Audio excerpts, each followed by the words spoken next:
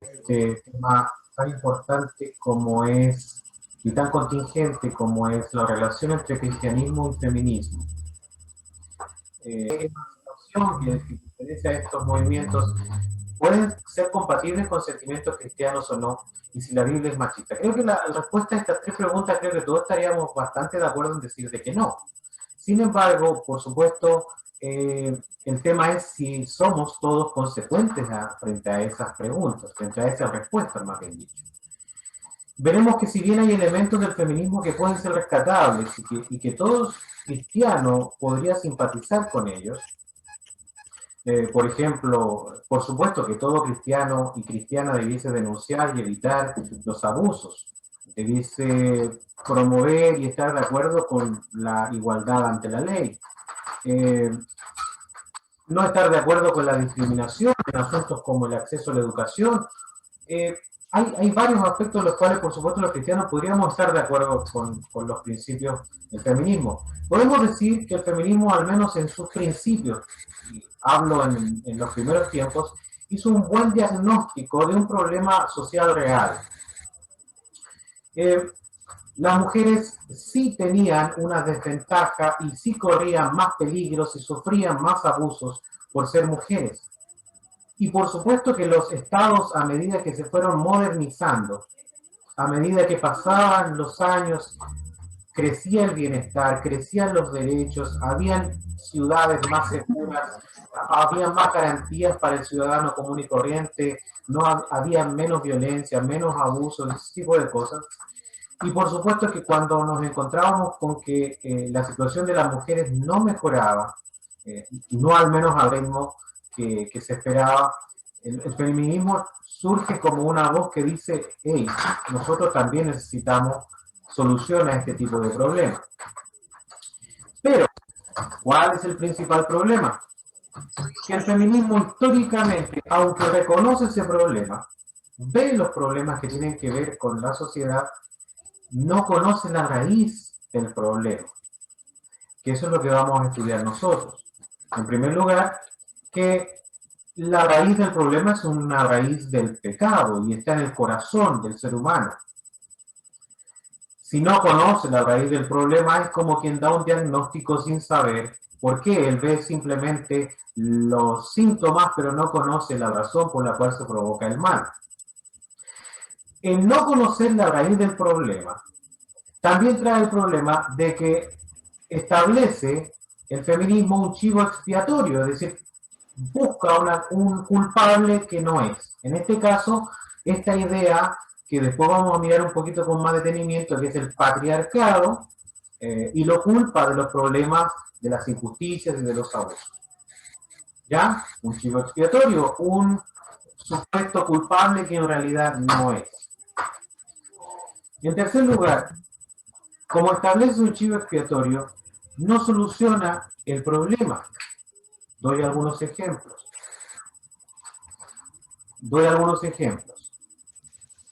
Las políticas actuales feministas o el lenguaje inclusivo. Todas estas supuestas soluciones no mejoran el problema. Y como no soluciona el problema, no da alivio a la mujer, ni la restaura, ni la ayuda, más bien incluso la daña aún más. Algunos ejemplos: el feminismo actualmente promueve el destructivo divorcio, promueve el malvado aborto, promueve la promiscuidad sexual, promueve un clima de violencia y promueve un odio hacia el varón, promueve un matriarcado donde las mujeres toman el control de la casa de una manera violenta, y lo que algunos han querido llamar la emocracia, ¿ya? Donde las emociones están en el trono que se manda. Como decía, el gran problema de esto, del feminismo, es que primero no reconoce cuál es la causa del problema, y si no reconoce cuál es la causa del problema, que es el pecado, va a buscar un responsable que no es, que en este caso le llama el patriarcado. Como no encuentra el verdadero culpable, no soluciona el problema. Y se dan este montón de políticas absurdas, de cambios del lenguaje, políticas de ayuda que finalmente no terminan ayudando a nadie, no alivia a la mujer, no la restaura, no la sana de sus abusos, no la protege frente a la violencia, e incluso la denigra aún más, haciéndola creer de que ciertas prácticas que son autodestructivas le van a tener algún tipo de satisfacción. Le dicen que cosas como la promiscuidad, una vida lasciva, el divorcio o el aborto son derechos que ella se tiene que ganar y libertades que va a disfrutar. Y cuando empieza a practicarlas se da cuenta que solamente traen ruina. ¿Ya? Por tanto, claro, podemos simpatizar con algunos elementos del feminismo, de esta ideología, pero entendámoslo bien, y lo digo con mucho respeto, los pilares del feminismo son en esencia contrarios a los pilares del cristianismo. Entonces la pregunta es, ¿puedo ser ambas cosas, cristiano y feminista? Irremediablemente, bueno, siempre en este tipo de cosas la respuesta sería sí, de poder se puede.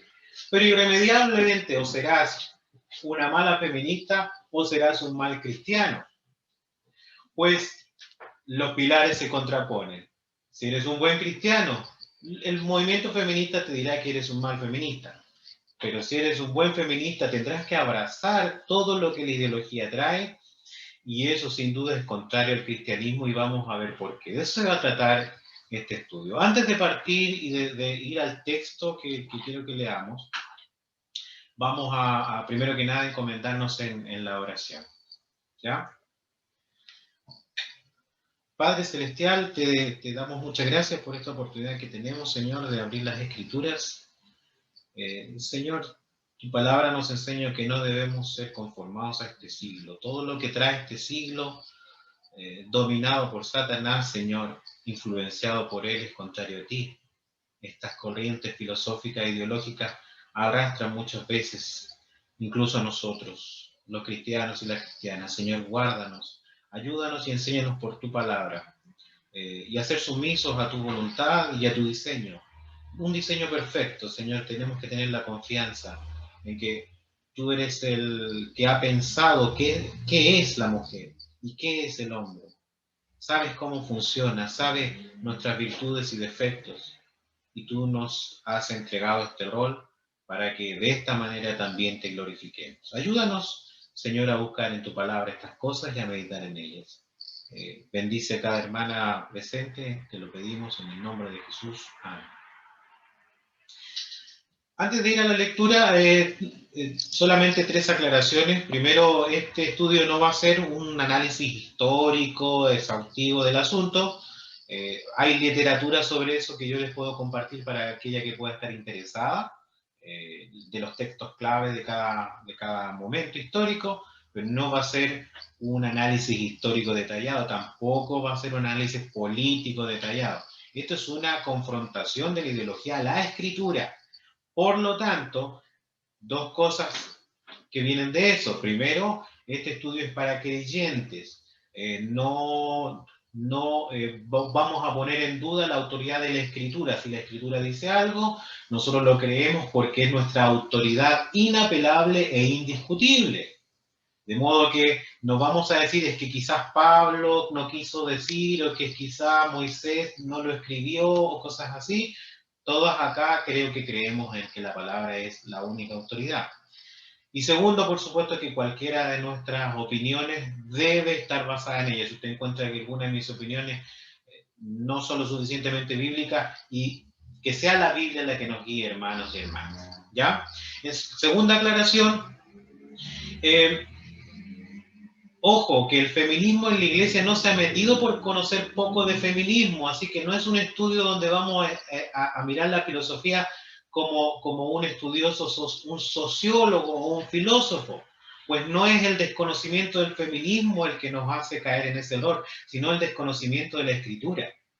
Es un problema teológico, es un problema Y este estudio busca poner en evidencia esos errores doctrinales abriendo la escritura, ¿ya? Solo los errores doctrinales, teológicos, dan paso a ciertas ideologías. Por tanto, cerramos en la brecha con la palabra de Dios. Y en tercer lugar, por supuesto, algo que yo no conozco, no las conozco a todas, entonces hago la aclaración de antemano: ninguna tipo de violencia contra la mujer, ningún uso ni abuso, por supuesto, es ni cristiano ni es concordante con la Biblia. Lo condenamos fuertemente. Cualquier hombre que basándose en cualquier idea use su fuerza o su poder para abusar de una mujer o menospreciarla, eso es absolutamente anticristiano y condenable. Que eso quede claro desde un comienzo. Dicho esto, por supuesto la felicito porque lo que han hecho hoy sin duda es, por cierto, lo menos feminista que el movimiento feminista puede catalogar. Invitar a un varón a decirle o hablarle sobre qué es ser mujer o qué es ser feminista o no feminista es lo más antifeminista que hay. Pero bueno, el Señor hace ese tipo de cosas en el corazón, esa humildad que coloca en Él nos hace tener esa actitud. Colosenses capítulo 2, versículo del 1 al 8. Colosenses capítulo 2, versículos del 1 al 8. Le vamos a dar lectura.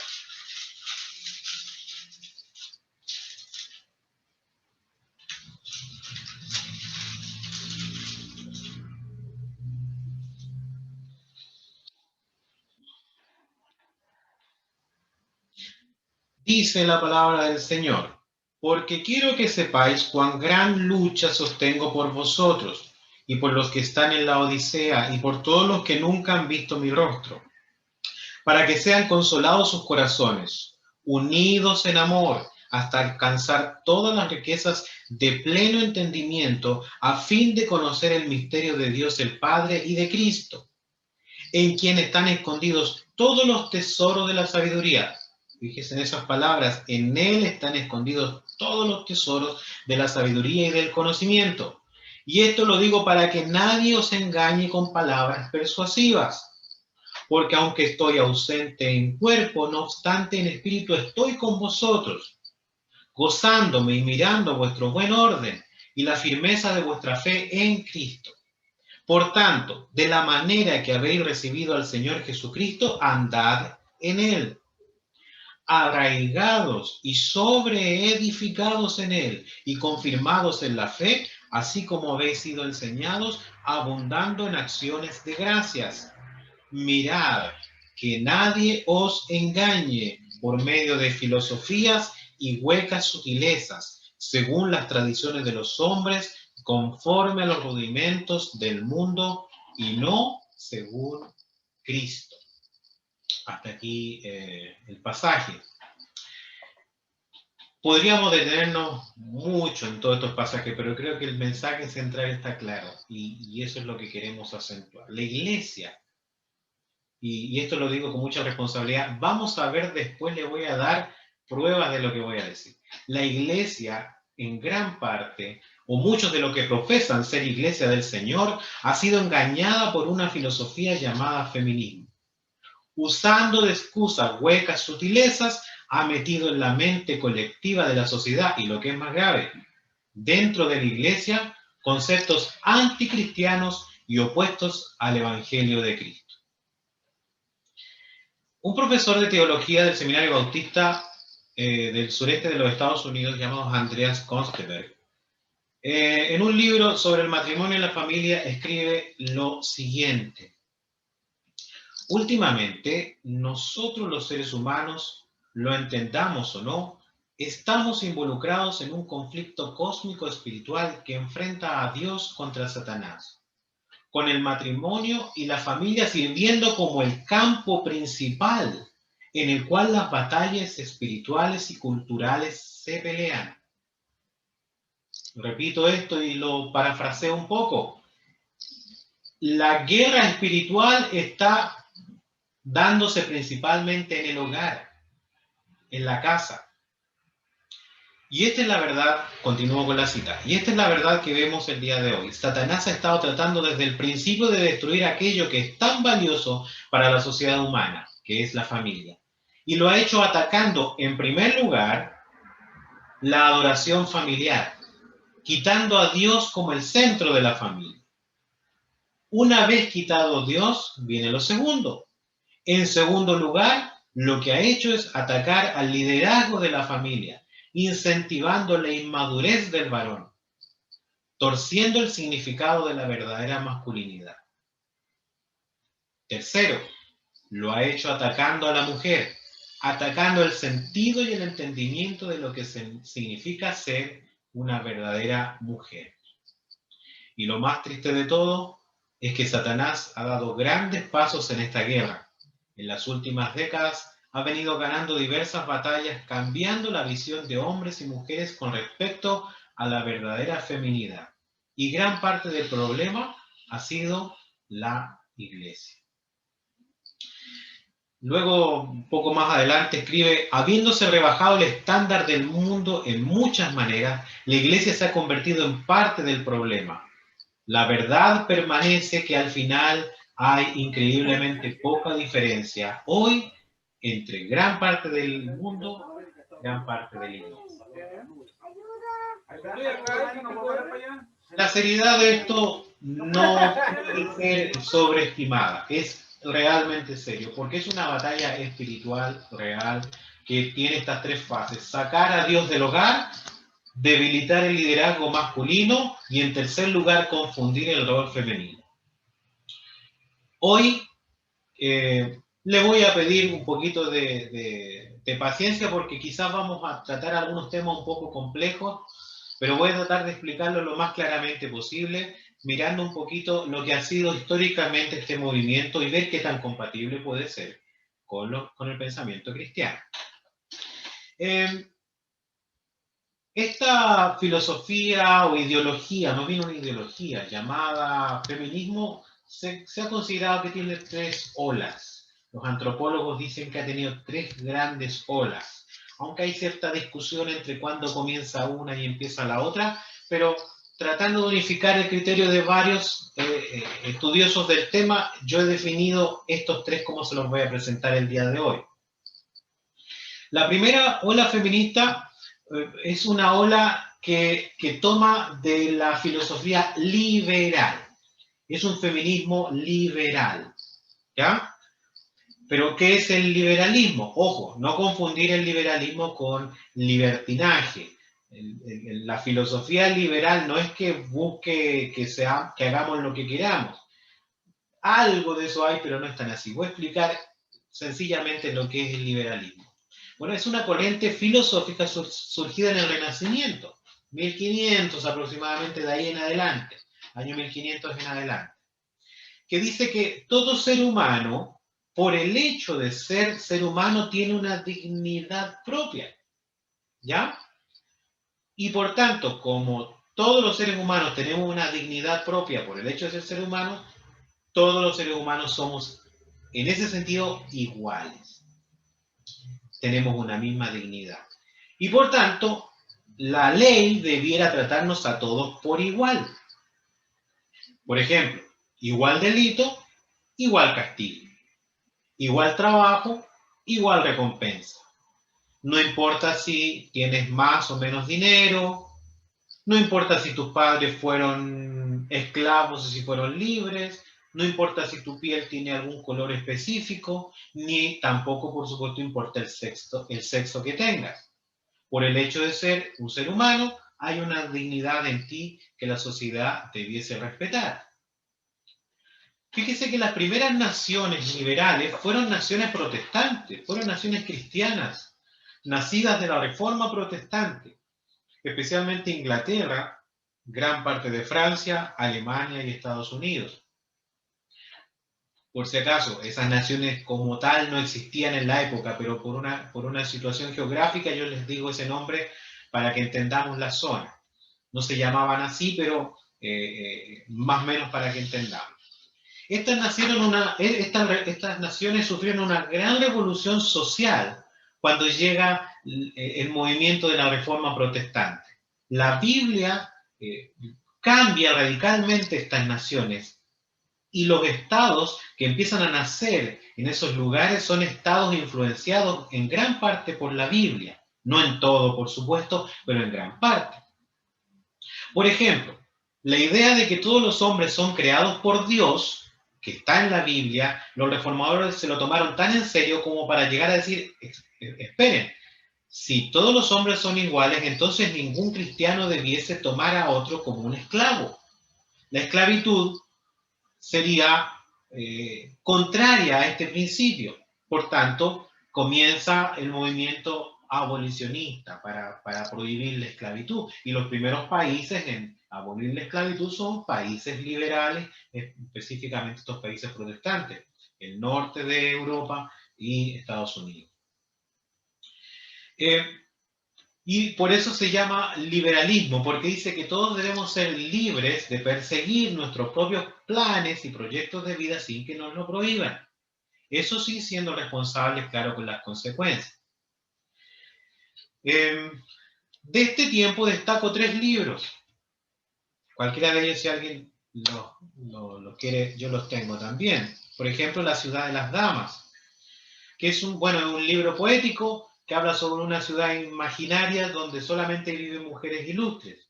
Otro libro importante de la época, La mujer honesta, que es también una defensa sobre que la mujer puede ser un ser muy racional y muy educado. Otro texto importante, La igualdad de los sexos, un libro pionero en la idea de que las desigualdades en oportunidades y accesos no son porque haya una diferencia biológica ni moral, sino que son fruto de prejuicios, y propone entonces la igualdad ante la ley.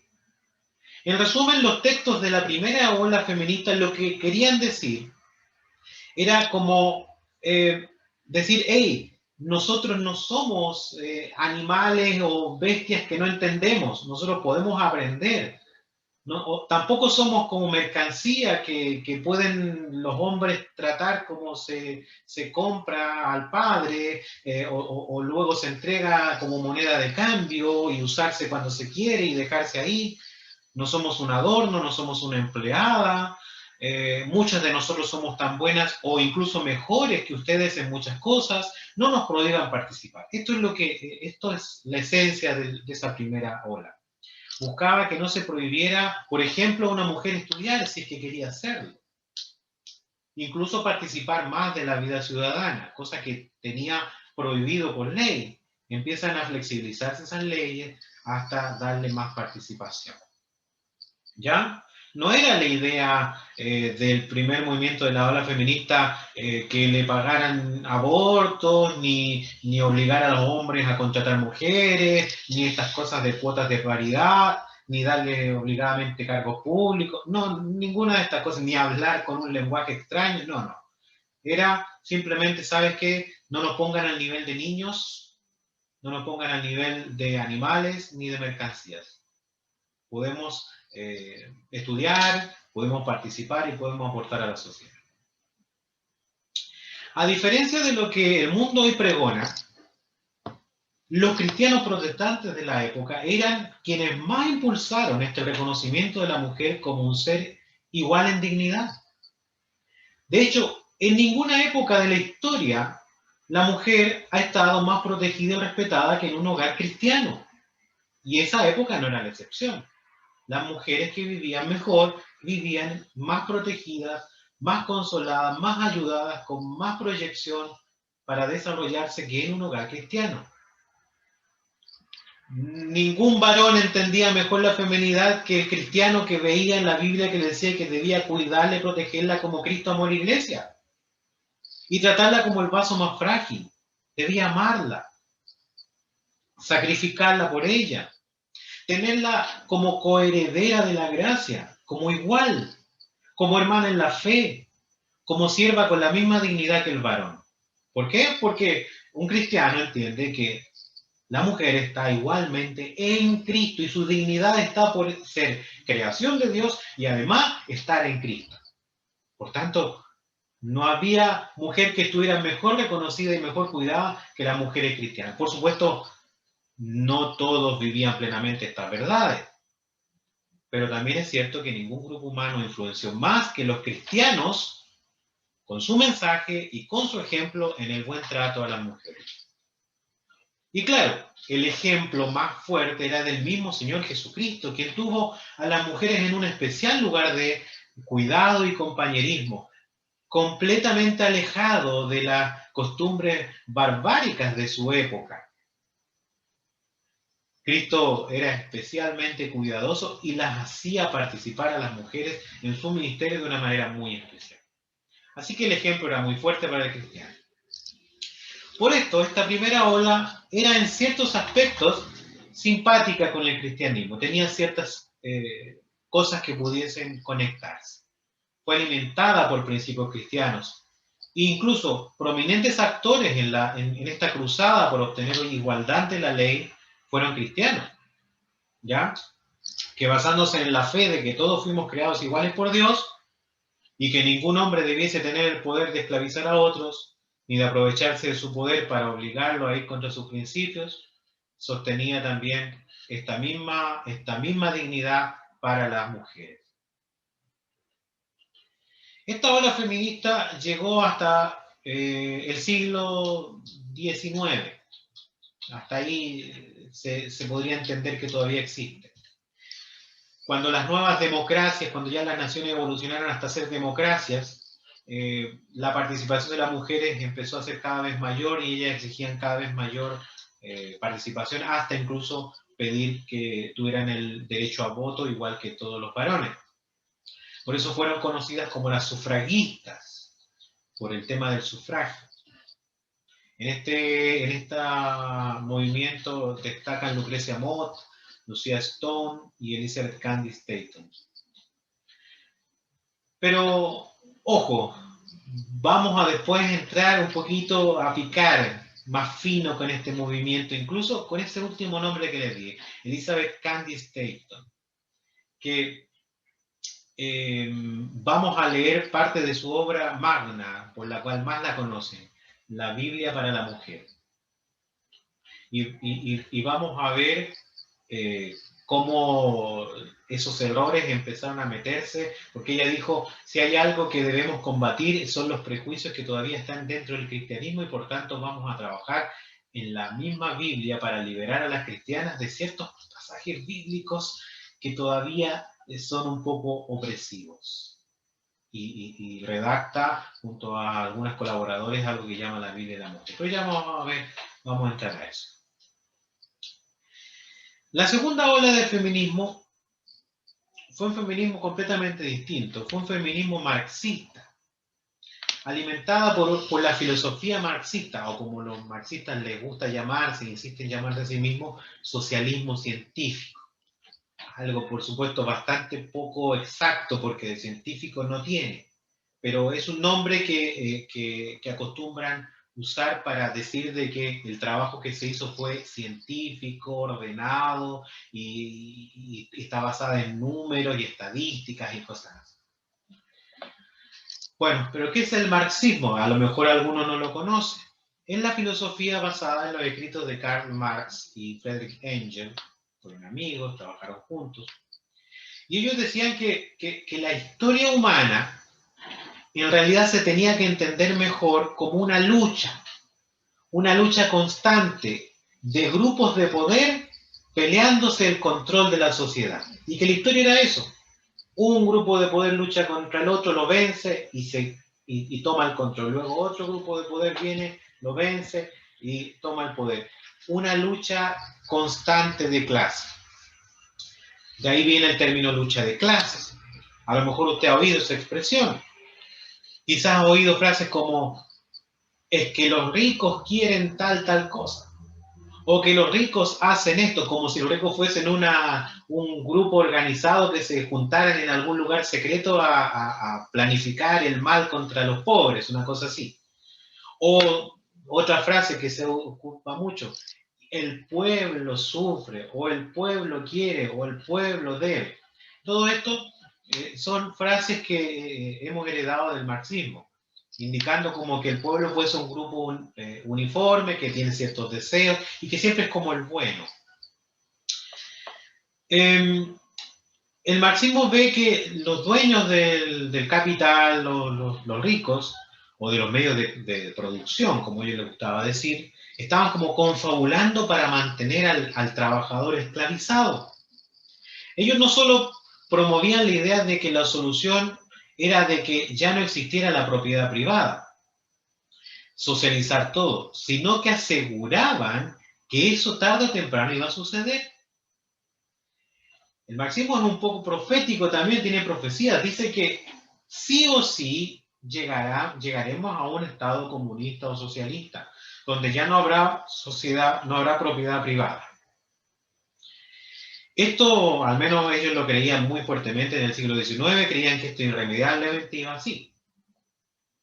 Ahora, a lo mejor alguno dirá, bueno, esto parece algo relacionado con la política y la economía. ¿Qué tiene que ver con el feminismo? Bueno, ¿dónde estuvo el punto de inflexión? Que Friedrich Engels escribe un libro llamado El origen del Estado, la familia y la propiedad privada. Era un libro que se supone que lo que quiere enseñar es el problema de la propiedad privada y porque quiere abolir la propiedad privada. Pero la agarra contra la familia y dice que la familia tiene que ver con el tema. Porque es un libro que analiza a otro autor, que es Lewis Morgan, un historiador, que estudia la historia humana desde las primeras tribus primitivas hasta la sociedad moderna del siglo XIX, donde escribe. Según Engels, la familia como se conoce en esa época, y que es la que en parte también la que conocemos nosotros, un padre, una madre y unos hijos trabajando juntos, ese sentido de familia es un invento de la sociedad moderna. Es una construcción social, miren lo que dicen ellos, para cuidar y preservar la riqueza de la familia. Textualmente, Engels dice que el hombre en el matrimonio es como el burgués explotador, mientras que la mujer es como la trabajadora proletaria explotada. Es decir, hace un puente entre la lucha de clase, esta idea que tenían ellos de la lucha de clase histórica, con la lucha de género, la lucha de sexos dentro del hogar. ¿Ya? ¿Cuál es su argumento? Dice que en las sociedades antiguas no existía esto que es la monogamia, esto de un hombre con una mujer. Que las tribus, que normalmente en las tribus antiguas, primitivas, había menos mujeres que hombres. Por tanto, las mujeres eran una especie de mujeres comunitarias, las mujeres de la tribu. Por tanto, cuando nacía un hijo de alguna de ellas, se sabía cuál era la madre, pero no se sabía cuál era el padre.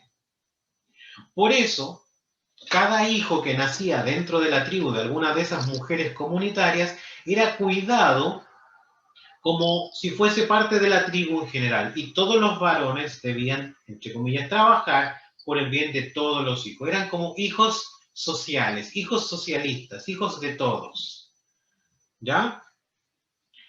Entonces, dice que la familia empieza a aparecer, como la conocemos hoy, cuando el hombre empieza a decir, no, tengo muchas riquezas, empieza a acumular riquezas, aumenta su codicia y el hombre ya no quiere tener, primero que nada, una mujer comunitaria, sino que quiere tener mi mujer, no de los demás, no comunitaria, esta es mi mujer y ahí, según él, según ellos, parte la idea de un hombre o una mujer, porque el hombre, así como ha codiciado tener riquezas, codicia también tener una mujer exclusiva. Y como tiene una mujer exclusiva, puede tener hijos exclusivos, que se asegura que son de él. Y como son hijos exclusivos, puede asegurar también que su riqueza sea heredada por ellos. O sea, por supuesto, el marxista tiene un pensamiento siempre materialista, siempre pensando en el tema de la plata, piensa que todo se mueve en ese sentido. Y por eso es que en este caso cree que la familia también se formó con ese sentido. El matrimonio entonces, según esta filosofía, es un invento de los dueños, de los ricos, para conservar sus propiedades privadas. De hecho, por eso ellos dicen que los hombres tratan hoy en día a la mujer como si fuese una propiedad privada. Es cierto que muchos hombres trataban a la mujer como si fuese su propiedad, pero no por esos motivos que ellos daban. Bueno, como yo les decía, ellos son un poco profetas, ellos creen que anticipan lo que va a pasar y ellos dijeron que eso se iba a acabar en algún momento. Cuando se acabe la propiedad privada, también desaparecerá el matrimonio monógamo. Ya no tendrá razón de ser, ya no habrá una sola mujer, ya no me preocuparé de tener solo mis hijos porque no tengo nada que heredarles, porque no tengo propiedades que heredarles. Y también anticipa Engels que en ese mundo paradisiaco que él dice que va a venir, donde no hay propiedad privada, las mujeres, por ejemplo, podrán dar rienda suelta a su promiscuidad y podrán entregarse libremente al varón que quiera, porque la sociedad tendrá el deber de velar si es que sale un hijo, porque ese hijo será, entre comillas, de todos, como decía, un hijo social.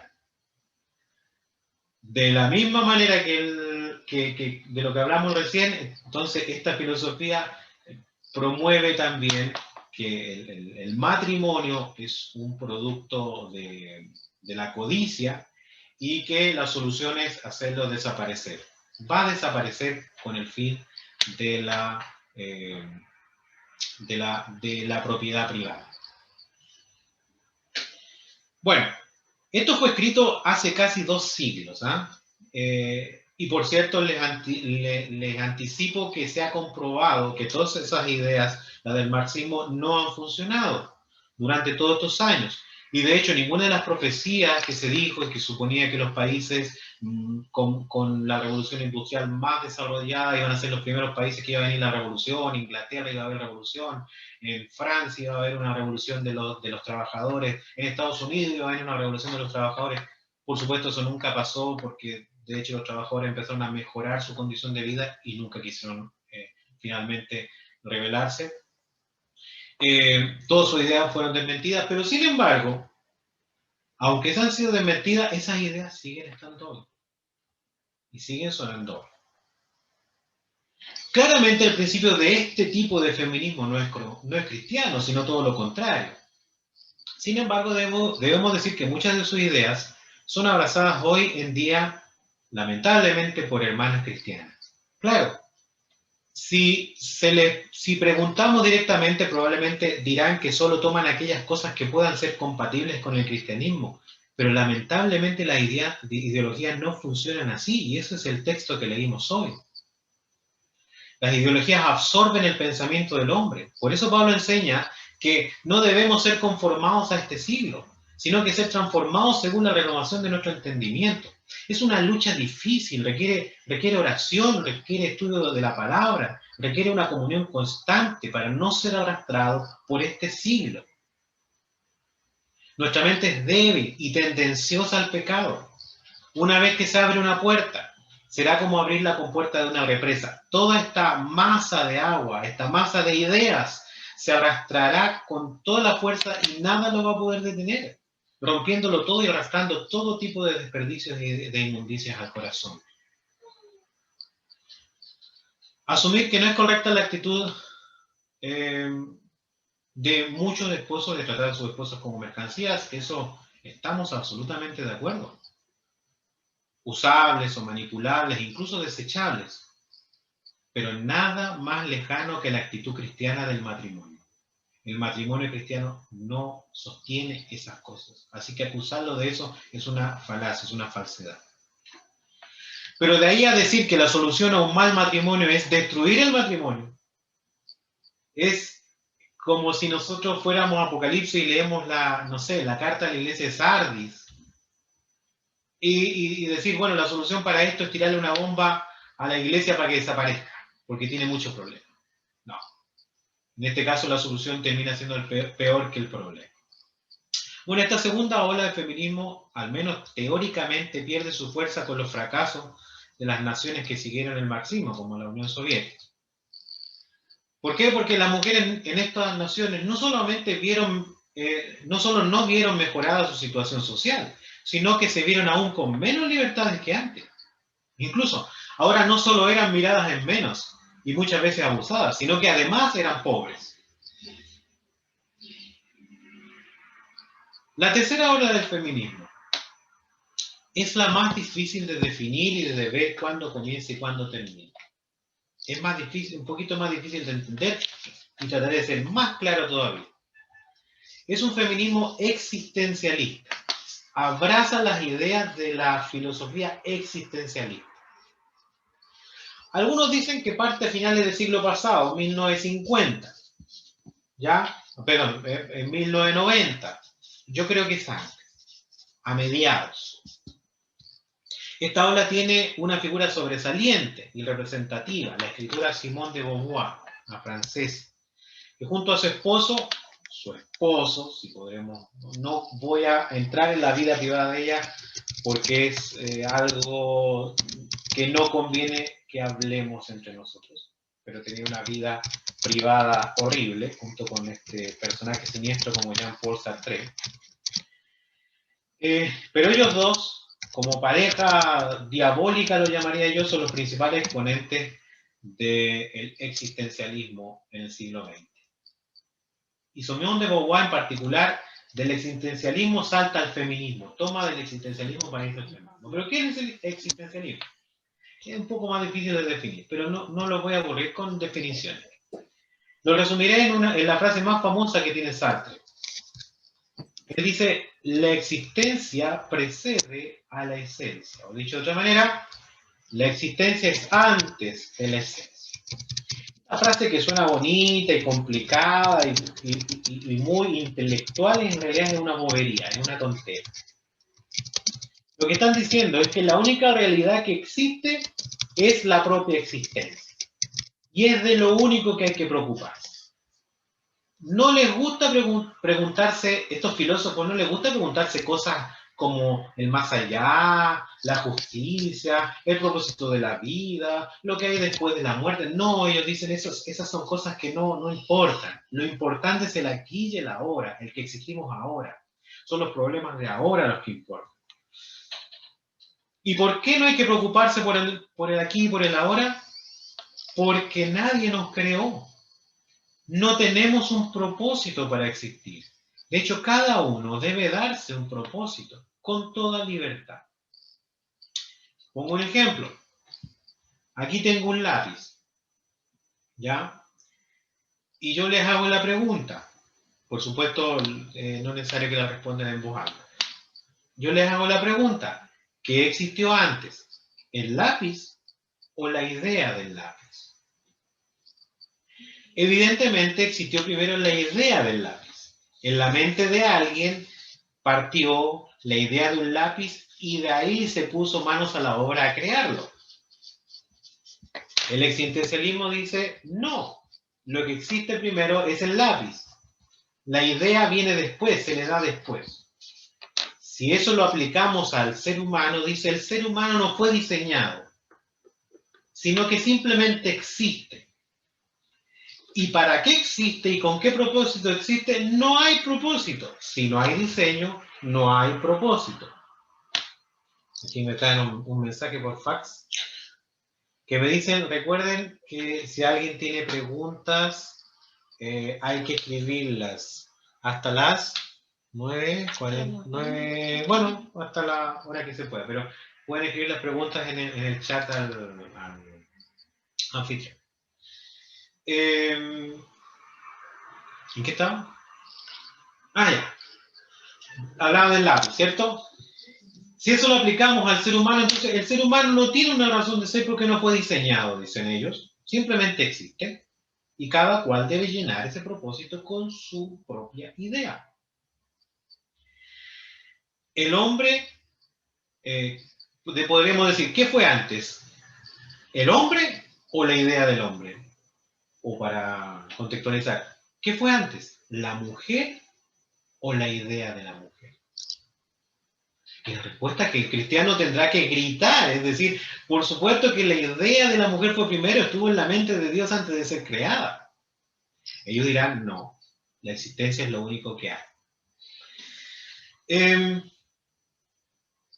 Por tanto, si no hubo un diseño, si no hay un diseñador, si no hay alguien que pensó a la mujer como una idea antes de crearla, por tanto, eso que nació, eso que aparece, eso que yo veo en las cámaras ahí mirando, si quiero le llamo mujer y si quiero le llamo como quiera. De hecho, usted podría llamarse como usted quisiera. Usted puede decir que usted es un cactus y no habría ningún problema. Porque yo no tengo ningún referente para decir, no, oye, yo no veo un cactus, yo veo una mujer. Usted me dice, pero ¿qué es eso de mujer? Esa idea de mujer la inventaste tú, o la inventó tu papá, o la inventó la sociedad.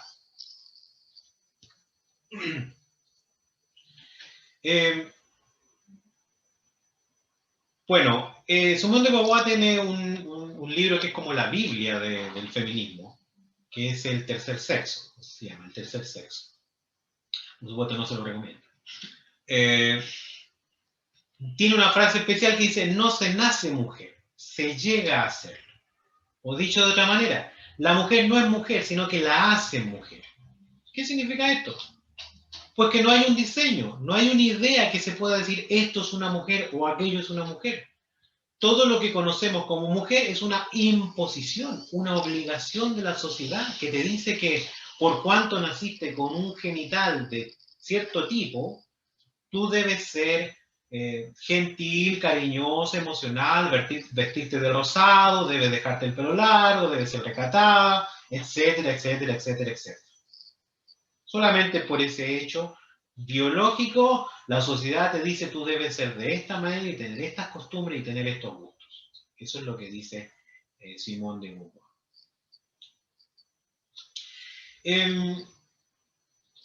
En realidad, entonces te dice, tú no eres nada en esencia, tú no tienes esencia, no eres nada en particular, tú decides qué quieres ser, tú le das propósito a tu vida. Va a sonar quizás a muchas cosas que suenan obvias. Tú le das propósito a tu vida, tú eres el ama de tu destino, tú eres dueña de tu vida, tú eres dueña de tu cuerpo, tú debes buscar tu propia identidad, no dejar que los demás te la impongan. Y por supuesto no dejar que Dios te la dé, ni menos aún tu esposo. Nadie tiene el derecho, excepto tú misma, de decir qué es lo que debes hacer o qué es lo que debes ser. Y dentro de esas obligaciones que la sociedad te impone, sigo hablando de Beauvoir, por cierto, no estoy hablando de mi pensamiento. Según lo que Beauvoir dice, dentro de esas obligaciones que la sociedad te impone, las más esclavizantes son el matrimonio y la maternidad. Ese gusto que tienen las chicas por soñar con el príncipe azul, por planificar el día de su boda, ojo, es un adoctrinamiento, dice la autora. Es algo que te enseñaron desde pequeña para controlarte. Ese deseo también que puede surgir en ti de ser madre, con todo el sufrimiento que eso trae y el sacrificio que eso conlleva, no es natural, dice ella. No viene en tu esencia. Te lo inculcaron desde pequeña, desde la leche que te dieron en la mamadera, en los biberones, no sé si hay alguien de otro país. Por supuesto, este libro fue un éxito de ventas impresionante en los años 60. Las mujeres encontraron la última y gran razón para romper con todas las tradiciones sostenidas por la sociedad. Claro, si yo doy significado a mi vida y si todas estas obligaciones son imposiciones del patriarcado, ¿por qué tengo que casarme? ¿O por qué tengo que ser fiel a un hombre? ¿Por qué debería si no quiero serlo? ¿Por qué debería actuar femeninamente si no quiero hacerlo? ¿Por qué debiera sacrificarme cuidando a mis hijos y trabajando por ellos? De hecho, ¿por qué debiese cargarlos por 9 meses? ¿Por qué no simplemente me deshago de ellos y es mi decisión? Bueno, otras feministas como Judith Butler dijo, por ejemplo, el sexo siempre fue género. Es decir, dice que aquello que llamamos hombre o que llamamos mujer son solamente estereotipos, construcciones sociales. costumbres, tradiciones. ¿Ya? Monique Wittig, otra feminista emblemática, sentencia con una frase más fuerte todavía. Ella dice, en verdad la mujer no existe. El concepto de mujer no existe. De ahí que ahora cualquier persona, yo podría decirle, para el mundo, por supuesto, yo podría decirle, ¿sabe qué? Hermana, yo soy una mujer. Usted podría decir, pero ¿cómo? Si usted parece un hombre. Bueno, pero es que tú no tienes la autoridad para decir que es el mujer. Porque en realidad no existe algo que se llame mujer. Es una construcción. Bueno, como se dan cuenta, no existe compatibilidad alguna entre el feminismo de la tercera ola con el cristianismo, pero para nada. El existencialismo niega el diseño divino para la mujer. Este feminismo además promueve una moral subjetiva, que la mujer decide que lo que es bueno y lo que es malo. La mujer es diosa de sí misma, que lo que fue lo que Satanás le dijo a Eva. De modo que Dios te dijo tal cosa, no. Además fomenta una rebeldía no solo contra Dios, sino una rebeldía entre todos los componentes de la sociedad y especialmente aquellos diseñados por Dios. Por tanto, las feministas por eso se vuelven unas rebeldes contra todo tipo de autoridad. Por supuesto contra la familia, pues no quieren tener las obligaciones que tienen que ver con la familia. ¿Ya? No tiene por qué ser fidelidad, tener fidelidad, ni una ayuda mutua, ni crianza, ninguna de esas cosas son sus obligaciones. También se rebela contra el Estado porque ve que cualquier ley en realidad es sospechosa. Dirá, ¿quién es ese presidente o ese rey o ese parlamento para decirme qué es lo que tengo que hacer y no hacer? ¿Quién es ese policía o carabinero para decirme dónde andar y dónde no andar? ¿Quién es ese juez para decir lo que es bueno y lo malo? Pero en tercer lugar también, la va a volver una rebelde contra la autoridad que se da en la iglesia.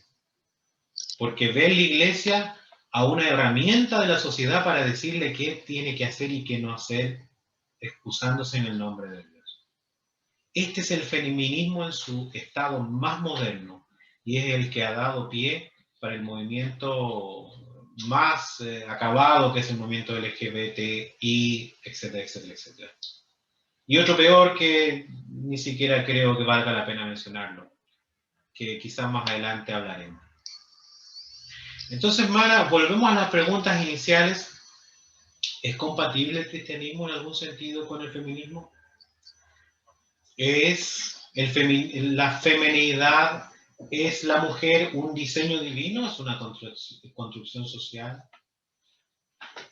Bueno, esperemos que ya la próxima semana vamos a tratar, si Dios quiere, vamos a entrar a una historia, pero cómo ha permeado esto en la iglesia. Ya les adelanté que vamos a tener algunas lecturas bastante poco agradables de algo que se hizo llamar la Biblia de la mujer. Y vamos a ver estas interpretaciones. Y aunque a mí me parecieron abrumantemente terribles, nos vamos a ir dando cuenta que muchas de ellas son sostenidas e incluso enseñadas por gran parte del mundo evangélico del día de hoy. ¿Ya? Bueno, Dios les bendiga, Dios les guarde, Dios les ayude en todo esto. Gracias por la invitación y la confianza.